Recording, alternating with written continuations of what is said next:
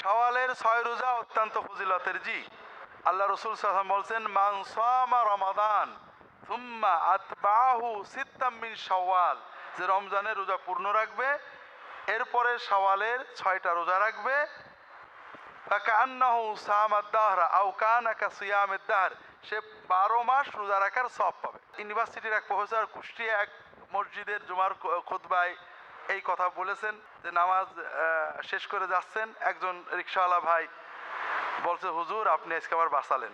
তো কেন ভাই? বলে, হুজুর রমজানের রোজা রাখতে পারছিলাম না, এখন এই 6 রোজা রাখলেই সারা বছর হবে, জেনে আমি বেঁচে গেলাম। না, রমজানেরটা পূর্ণ করে 6টা।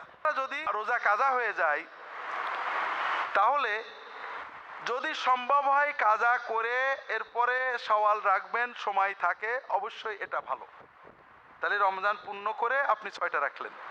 তবে যদি এমন হয় কাজা করতে গেলে শাওয়াল পাচ্ছেন না, তাহলে আগে 6টা রেখে এরপরে কাজা করবেন। এক্ষেত্রেও রমজান পূর্ণ হয়ে গেল, কারণ আপনি পরে রমজান পূর্ণ করে দিয়েছেন।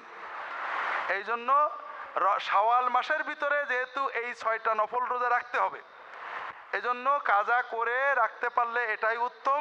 না হলে এই 6টা রেখে পরে কাজা করলেও নফল 6টার সওয়াব আপনার পেয়ে যাবেন। আল্লাহ তাআলা তৌফিক দান করুন, আমিন।